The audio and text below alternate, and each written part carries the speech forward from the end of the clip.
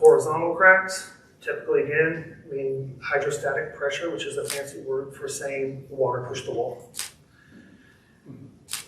If people would have their gutters cleaned, have their gutter downspouts 6 to 8 feet away from the foundation, and have what we call a positive grade, you know, like 1 inch of drop over the first 6 feet as you're going away from the house, you would stop that water from pushing on the walls. When it's dry out, when we hit our droughts, and you start to see that soil shrinking away, you've got to keep the ground wet. You know, it's like a loose tooth, right?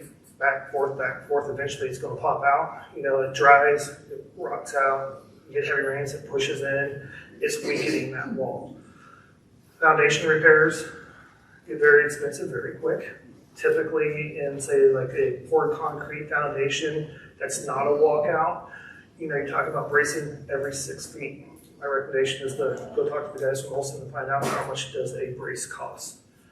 When you see the braces along the wall on the inside, that's not a pier. People call them piers all the time. It is a brace.